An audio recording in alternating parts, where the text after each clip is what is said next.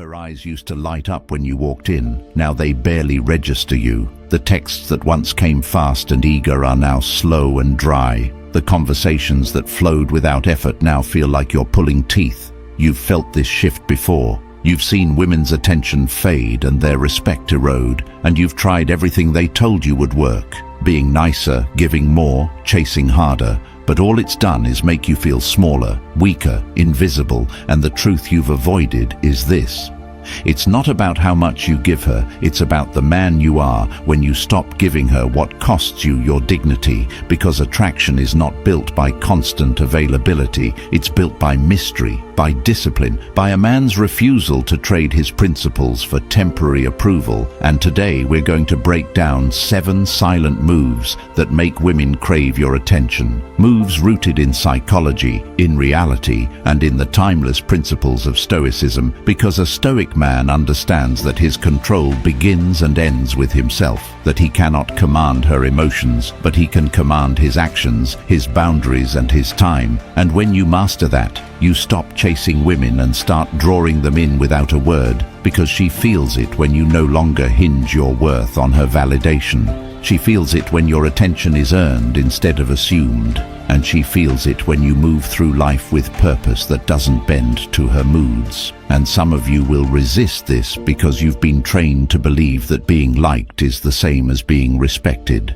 But I'm telling you now, the moment you stop explaining yourself, the moment you guard your time, the moment you lead without needing applause, the moment you refuse to understand her every whim, the moment you choose stillness over reaction, you become the man she can't stop thinking about, because you are no longer the man she can control. And if you're ready to take that control back, not just from her, but from every situation where you've been handing it away, then you need to hear every second of what I'm about to tell you, because by the end of this, you'll know exactly how to flip the script, reclaim your presence, and live in a way that makes her crave the attention you give. Because it's rare, it's earned, and it comes from a man who knows his worth and refuses to negotiate it. Number 1. Stop explaining yourself. You live your life as if every decision you make is up for public trial, as if every action needs to be defended like you're standing in front of a jury that could strip away your worth with one guilty verdict. You treat every accusation, every doubt, every raised eyebrow from her as an emergency that requires a full, detailed account of your innocence. And you don't see the slow erosion of respect this causes, because every time you open your mouth to justify yourself, you are telling her you fear her misunderstanding more than you value your own truth. You are teaching her that your confidence is fragile, that it needs to be constantly reinforced by her approval. You are broadcasting that you are willing to trade your frame, your stance, your conviction, just to smooth over her temporary feelings. And it doesn't matter how logical your explanation is. It doesn't matter how much sense you make, because in the world of attraction and respect, over-explaining is never about logic. It is about submission. It is about signaling that her perception of you holds more weight than your own self-perception. And when you do this enough times, you become predictable, safe to challenge, easy to rattle, because she knows that with the right tone, the right accusation, she can pull you into defending yourself like a man on trial. And this is where you lose, not because she doesn't see the truth, but because she now sees you as a man who cannot sit in the discomfort of being misunderstood. And if you cannot handle being misunderstood, you will never be truly respected. So what is the alternative? The alternative is radical discipline over your tongue. It is learning to answer without spilling your internal world onto the table for someone else to dissect. It is responding with finality instead of endless explanation, and it starts in the smallest interactions. When she asks why you didn't respond right away, you say, "I was busy," and you stop there. When she questions why you made a certain choice, you give the reason in one sentence and you stop there. No follow-up, no defensive rambling, no desperate attempt to make her see your side, because your side doesn't need to be seen for it to be valid. And yes, at first this will trigger her to push harder. She will press for more detail. She will accuse you of hiding something. she will try to bait you into the old behavior. But if you hold the line calmly, without hostility, you will see a shift. Because the more you refuse to hand over your inner state for inspection, the more she will feel the weight of your self-possession, the more she will realize she cannot sway you with emotional pressure. And that realization is both frustrating and deeply attractive, because it forces her to meet you on your terms, not drag you into hers. And this doesn't just apply to her, it applies to everyone in your life. You start carrying yourself like a man whose worth is not debated at the table of public opinion, and you find that people argue less with you, they test you less, they watch you more carefully, because they sense that you are not a man who can be cornered into spilling every thought in his head. And when you stop explaining yourself, you stop giving away the power of your word, because your word becomes final. Not a draft waiting for her edits, not a proposal waiting for her approval. And this is where respect is born. This is where attraction grows. This is where you stop living as the defendant and start living as the judge of your own life. And it will change everything. Not because she changes first, but because you do. And once you change, every dynamic around you either rises to meet you or falls away entirely. And that's exactly how it should be. And if you want to lock this shift into your life permanently, I've put everything you need into the Stoic Relationship Blueprint. It's linked in the comments, and once you have it, it's yours forever. So this isn't some fleeting motivation you'll forget in a week. It's a blueprint you can come back to anytime life tries to pull you back into your old habits. Anytime you feel yourself slipping into over-explaining, over-giving, or over-chasing, you'll have a clear, proven path to reset yourself instantly, because this isn't theory, it's the exact step-by-step structure to build the kind of presence, boundaries, and self-control that make her and everyone else see you differently, respect you more, and value your attention like gold. And the question you have to ask yourself is simple. If you could carry this knowledge with you for the rest of your life, ready whenever you need it, why would you not take it right now while it's in front of you? Number 2, control your availability. You have been taught, either directly or by the way you've been treated, that the fastest way to win someone over is to always be there, to answer the phone before it rings twice, to rearrange your schedule so you can be available at a moment's notice, to make sure she never feels your absence for too long. And maybe it feels noble. Maybe you think it shows commitment, but in reality, what it shows is that your time is cheap, that it can be bought with the smallest amount of attention from her. And whether she admits it or not, she stops valuing what is always guaranteed, because human nature doesn't respect what it doesn't have to work for. And this is where most men sabotage themselves. They flood the market with their presence until it's worth nothing. They make themselves so accessible that she stops wondering what they're doing. She stops thinking about them at all. Because why would she? You are always just one text away. Always ready to drop whatever you're doing, always prepared to prioritize her over your own mission. And the solution to this is not to play games or pretend to be busy. It is to actually build a life that makes you busy, a life so filled with purpose, goals, and non-negotiable commitments that you cannot and will not abandon them just because she calls. It means your schedule is designed around your mission, not her mood. It means you are not afraid to let her wait for a reply, because you are deep in your work, deep in your training, deep in something that moves your life forward. And this changes everything, because when you are not instantly available, when she has to wait, when she has to wonder, she starts to value the moments she does get with you. They become more charged, more intentional, because scarcity amplifies value. And this isn't about punishing her, it's about respecting yourself. It's about realizing that if you have no boundaries around your time, no woman will create them for you. And when you start living this way, you will notice something. The people who truly value you will adapt. They will find ways to fit into your world instead of demanding you bend your world around theirs. And the ones who only wanted you when you were on call will fade away. And that's a good thing, because they were never there for you. They were there for the convenience you provided. So start today. Block out time that belongs to you and protect it fiercely. If she texts while you're working, Finish your work before you answer. If she wants to see you but you have a training session, you go to your training session. If she tries to guilt you for not being as available as before, you hold your line, because you know that being less available is not neglect. It is the natural state of a man who is actually building something worth having. And the truth is, women are drawn to men who have somewhere to be, something to do, and a purpose that doesn't revolve around them, because that kind of man is rare, and rarity is irresistible.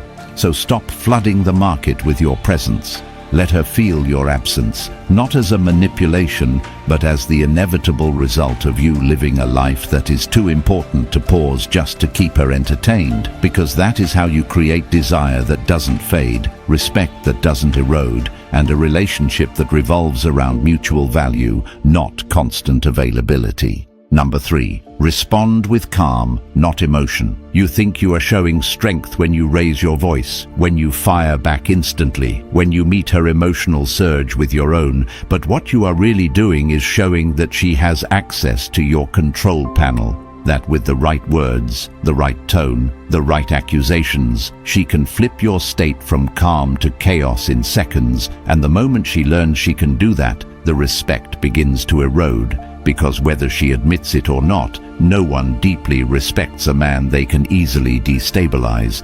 And this doesn't just happen with women, it happens in every arena of your life. If your boss can provoke you into snapping, if a stranger can trigger you into losing composure, if your friend can pull you into defending yourself in anger, you have handed them your emotional steering wheel, and you will feel it in their energy towards you from that moment forward, because a man who cannot control himself is a man they cannot fully trust. And yet most men operate like this without thinking. They are reactive to the point where they have no baseline. They wake up in someone else's mood. They go to bed in someone else's chaos, and they never stop to ask themselves why they are so quick to hand over control. And the truth is, it's habit, it's learned weakness, it's the ingrained belief that matching energy is the same as standing up for yourself. But the reality is that real strength is not about matching her intensity. It's about remaining the same regardless of it. It's about knowing that when the storm hits, you are not a leaf being blown around. You are the ground itself, unmoved. And when you operate from that place, everything changes. The arguments lose their power because you are no longer giving her the reaction she is used to. The accusations feel hollow because you are not feeding them with defensive energy. And she begins to adjust her behavior without you having to demand it, because she senses that her usual tactics no longer work. And this is not about being cold or distant. It's about being deliberate. It's about choosing your emotional responses instead of having them chosen for you. And the way you build this is through discipline in small moments. When she throws a jab, you pause before answering. When she accuses, you let the words hang before you respond. When she tries to pull you into an argument, you choose which points, if any, are worth engaging, and you do it on your time, in your tone, and never as a reflex. Because reflex is weakness in this arena. Reflex is surrender. And the more you practice this, the more you will see the dynamic shift. She will become less erratic around you, less likely to provoke, and more drawn in, because you are now the one in control of the pace, the tone, and the direction of the conversation. And beyond that, you will notice a deeper change in yourself. A quiet confidence that comes from knowing you cannot be easily shaken, and that confidence will bleed into every part of your life, into business, into friendships, into every negotiation, because people instinctively follow those who remain calm when others lose control. They trust them more, they defer to them more, and that is the kind of man you need to be if you want lasting respect and lasting attraction, because anyone can react, but only the few who can stay composed when provoked hold the real power. Number 4. Lead without overtalking. You believe that if you explain your reasoning thoroughly enough, if you lay out every detail of your plan, if you make sure she fully understands why you made a decision, she will follow you gladly. But in reality, the more you talk, the more you dilute your authority. Because leadership is not about convincing, it's about moving. It's about showing direction through action, not endless discussion. And the more you rely on speeches, the more you signal that you need buy-in before you can act, that you require her permission to lead. And whether you notice it or not, this erodes her confidence in you, because people, and especially women, are wired to respond to decisiveness. They feel safest when the man they are with can take in information, weigh it, decide, and execute without turning it into a debate every single time. And this doesn't mean ignoring her input. It means integrating it quickly and moving forward without dragging the decision through hours of circular conversation. Because the moment she senses hesitation, the moment she feels that you are looking to her to validate your direction, she starts to see you as less capable of steering the ship, and attraction lives and dies on that perception. So you must train yourself to lead with brevity, to say what needs to be said and nothing more, to set the plan and then follow through without waiting for applause. And you do this by cutting out the habit of over-talking in small situations first. If you decide where you're going to eat, say it and go. If you choose the route to take, start driving without narrating your reasoning. If you set a boundary, state it without giving a lengthy defense. And over time, this builds a pattern where your words are associated with action, where your decisions carry weight because they are not padded with nervous over-explaining. And what happens is, she begins to trust your leadership more, not because you are infallible, but because you are willing to own your calls without hiding behind excessive explanation. And this carries into every part of your life, because the man who leads without over-talking is the man who moves the fastest, who executes the cleanest, who doesn't get bogged down in seeking universal approval before acting, and people follow that. They respond to it instinctively because decisive leadership is rare, and the rarer something is, the more it is valued. So start cutting the fat from your words. Start treating your decisions like they stand on their own legs, and watch how the respect in your relationships, your workplace, and your social circles shifts in your favor. Because while others are still explaining why they're going to do something, you'll already be halfway there. Number 5, be unpredictable. You make yourself too easy to read, too easy to anticipate, too easy to put in a box. And when a woman knows exactly what you will do, what you will say, where you will go, and how you will react, the spark fades. Not because she hates stability, but because stability without variety turns into monotony, and monotony suffocates desire. And you don't even notice it happening because you think you're being consistent. You think showing up the same way every day proves your reliability. But what it actually does is rob the relationship of the tension and curiosity that fuels attraction. Because people, especially women, are drawn to what they cannot fully predict. They are drawn to the man whose life has layers they haven't yet seen, whose time has value they haven't fully claimed, whose actions come from his own rhythm instead of a routine designed to keep her comfortable. And this is where most men fail. They confuse security with sameness. They lock themselves into patterns that make them feel safe, but make them invisible in her mind. And over time, she stops wondering about them. She stops anticipating the next interaction, because she already knows exactly how it will go. And the way out of this trap is not chaos. It is not playing games or creating drama. It is living a life so full and self-directed that even the person closest to you cannot always predict your next move. It means having passions and pursuits outside of her that take you places she didn't know you'd go. It means having the freedom and willingness to change your environment, your schedule, your activities without feeling the need to pre-announce or explain. It means cultivating interests and skills that evolve over time so you are never a static figure in her life. And when you live this way, you create a natural unpredictability, because she cannot claim all of you. She cannot map you out like a well-worn path. And that unpredictability is not recklessness. It is the byproduct of growth, of movement, of ambition that refuses to be contained. And it forces her to stay engaged, to keep paying attention, to keep chasing the feeling of discovering you. And this applies to more than just romance.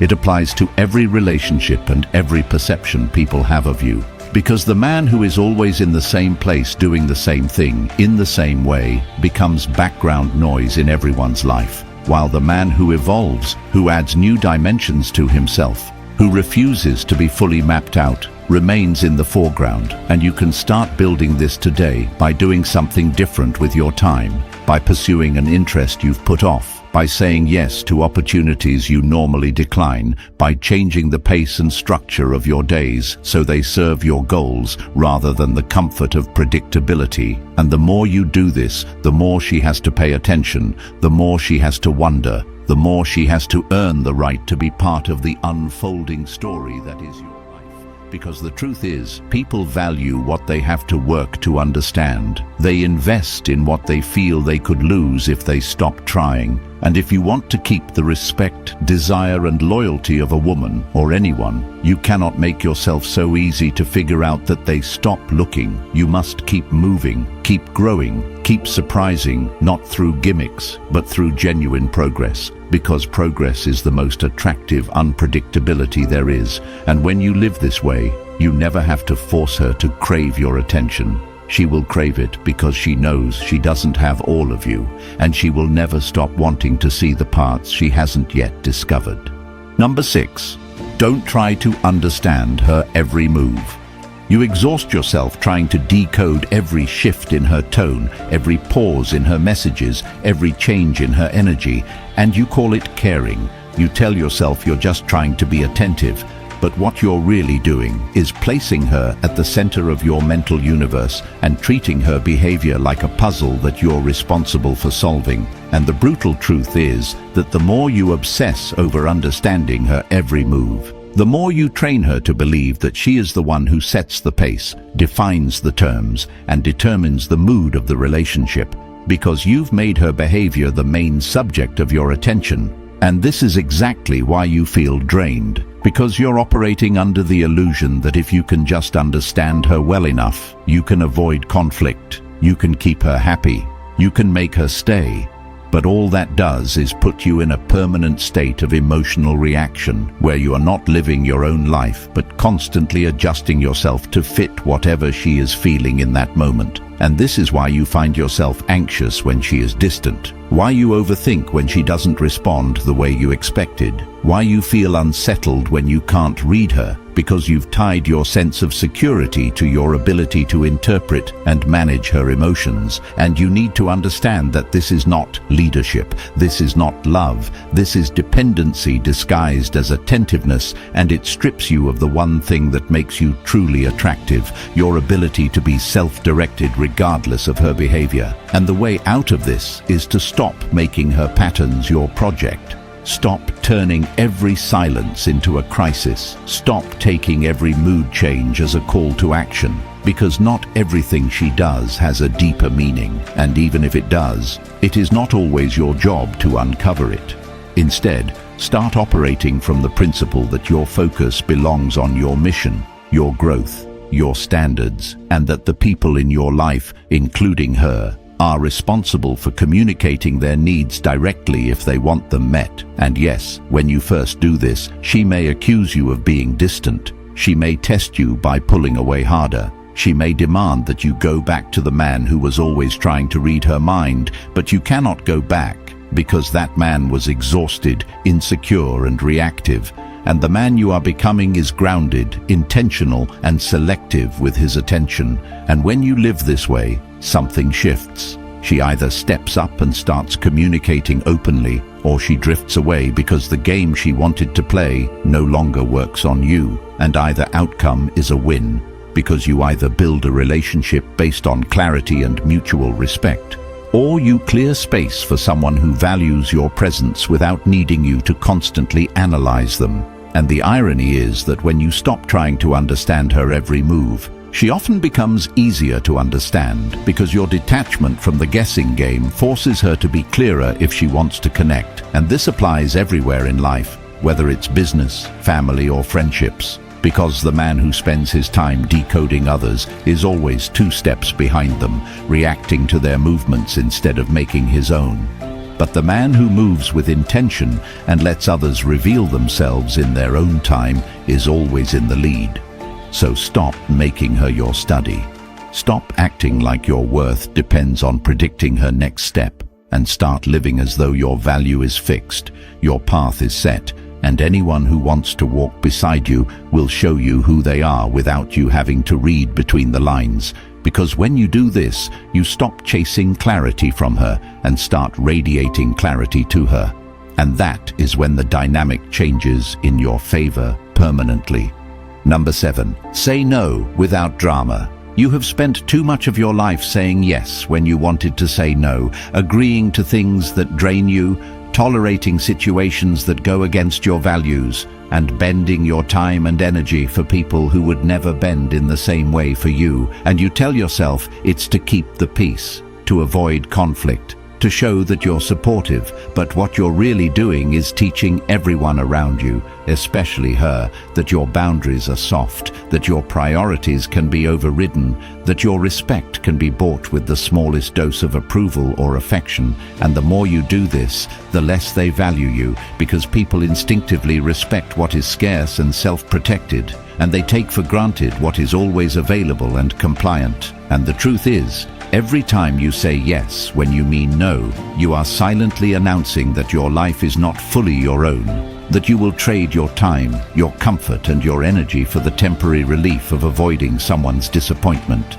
But that disappointment is unavoidable anyway, because the resentment you feel for betraying yourself will leak out in your tone, your actions, and your presence, and she will feel it even if she can't name it. And this cycle is why so many men feel trapped in relationships where they are constantly giving but never feeling truly respected or desired. Because respect is not born from constant agreement. It's born from having the courage to say no without apology, without justification, without theatrics, and doing it consistently enough that people believe you the first time. And this is not about being cold or selfish. It's about living by a clear code of what you will and will not accept, and protecting that code fiercely, because the man who says no when it matters is the man whose yes actually means something. And if you want to build this in your life, you start small.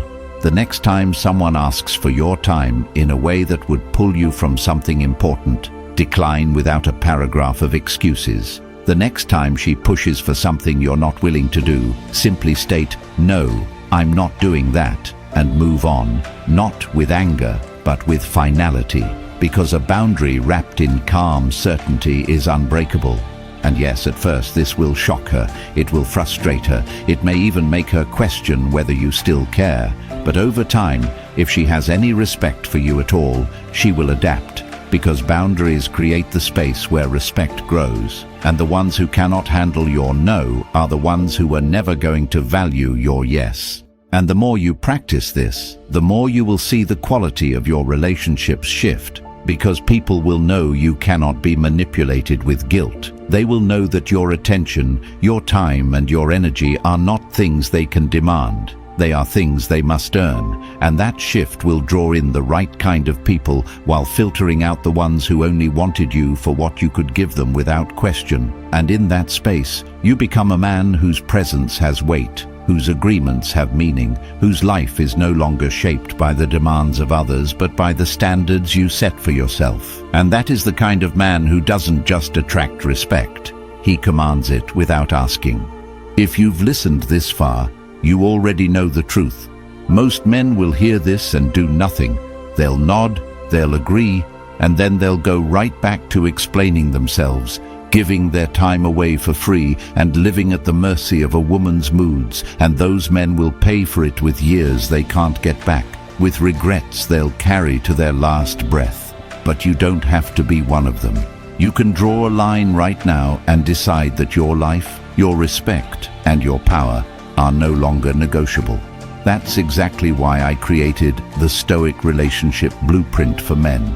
It's not just a book, it's a permanent weapon in your hands, a guide you can return to every time you feel the old patterns creeping in, every time you're tempted to hand away your authority for approval. And once you have it, it's yours for life. It will never expire, never vanish. and it will always be there to pull you back to the man you know you can be. It's linked in the comments, and if you're ready to take it, type "never again" in the comments so I know you're not just listening, you're acting.